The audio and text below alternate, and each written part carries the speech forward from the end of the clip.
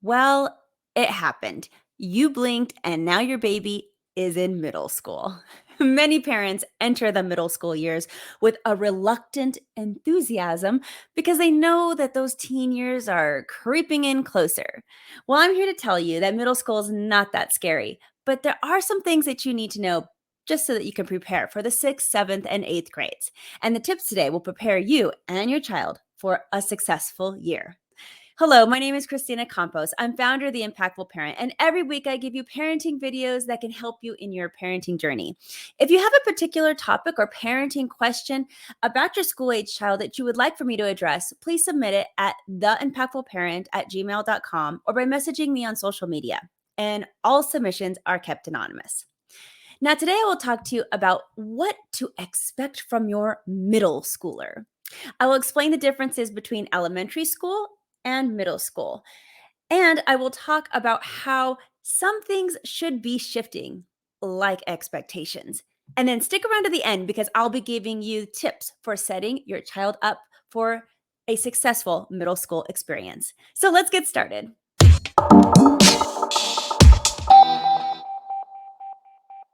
There's a lot of change for a child entering middle school. Although we know the differences, most parents do not think about how profoundly different middle school is from elementary school. For starters, students no longer stay with one beloved teacher all day long. In middle school, students learn from multiple teachers for the first time. And this means also changing classrooms throughout the day and getting to know several teachers. For the first time, students must learn to work with several different classrooms of peers, different teaching styles, and expectations. And for the first time, middle school students have a small say in what they want to learn because they get to pick some elective classes. And alongside the excitement of having some say in what they're learning, middle schoolers usually get their first opportunities to play sports or join another after school extracurricular activity representing their school.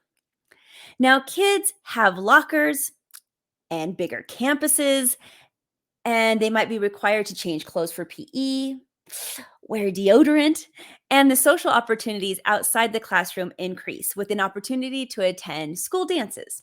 But the biggest and the toughest change for students between elementary school and middle school years is the expectations of academic rigor.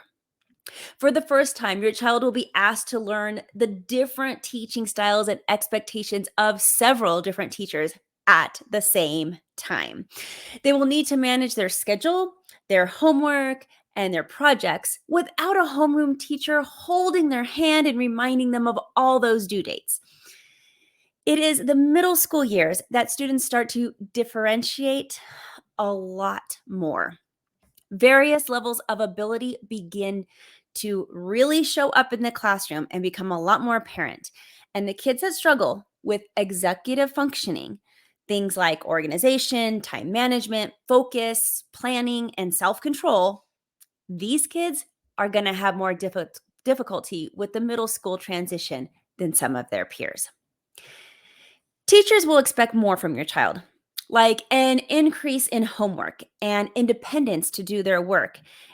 All that is asked of them, but without too much assistance. Your child will have to manage multiple homework assignments and deadlines. Teachers will begin to implement higher order thinking skills into the curriculum. And finally, there is a base knowledge and skill level that most teachers will expect your child to already be proficient in.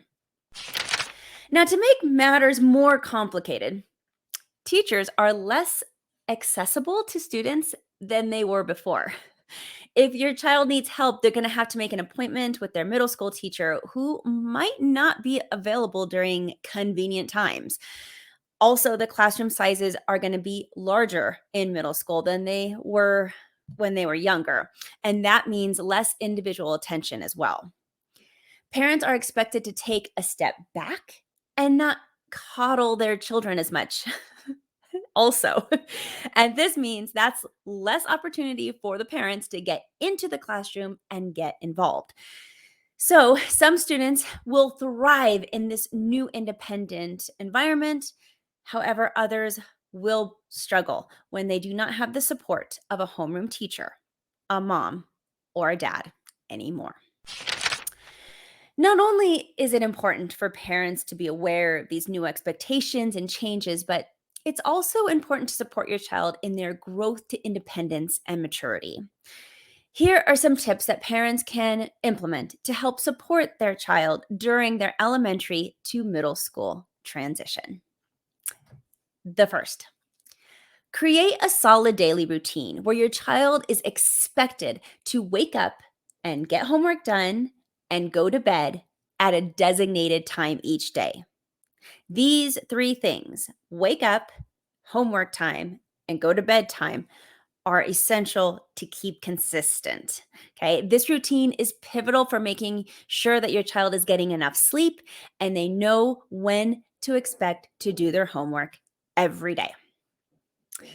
The second thing parents can do, help your child create an agenda and a system for recording their responsibilities.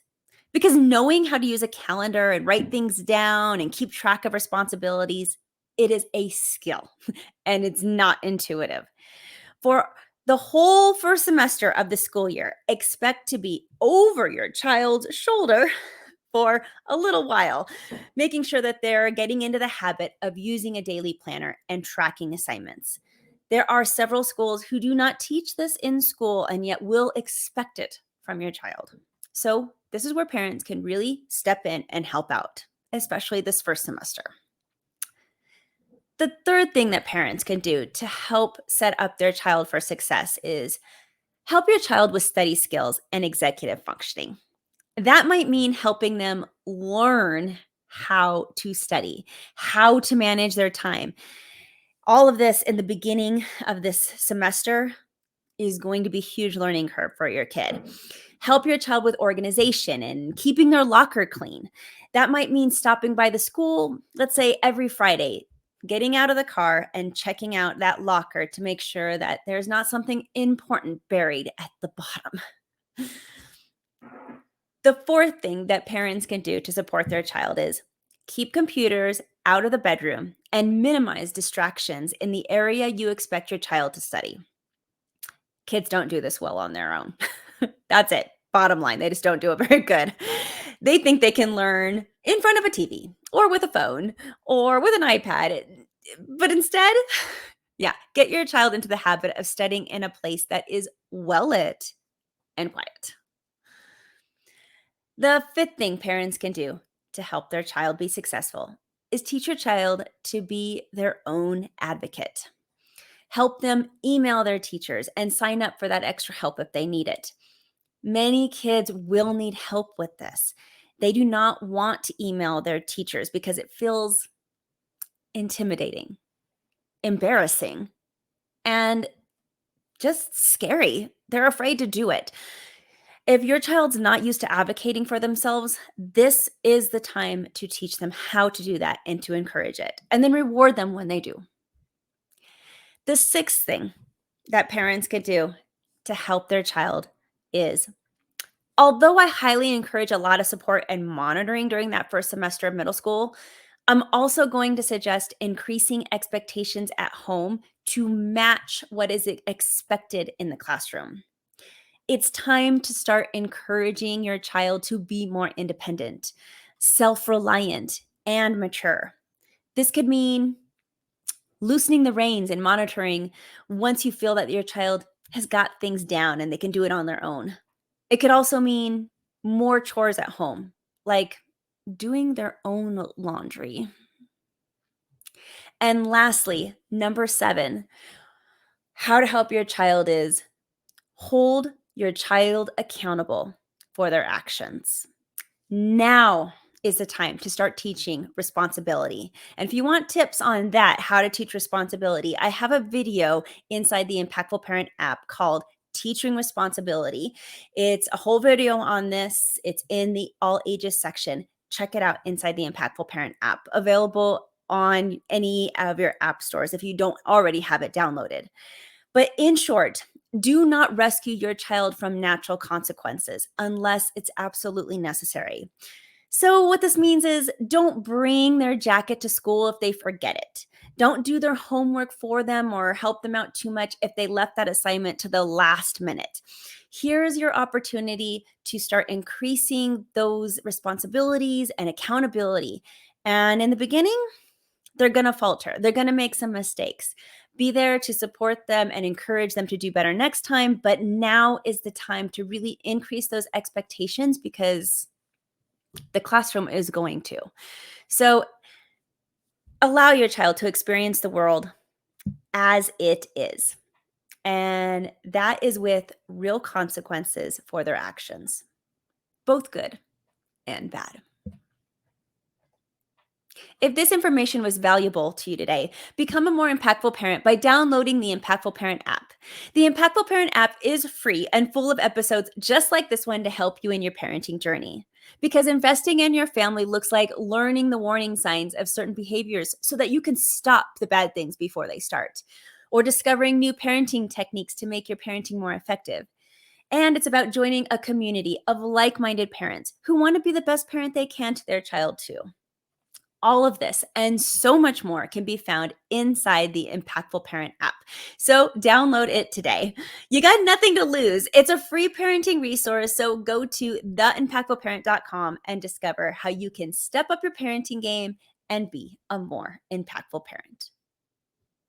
But until next time, you got this, parents. I'm just here to help.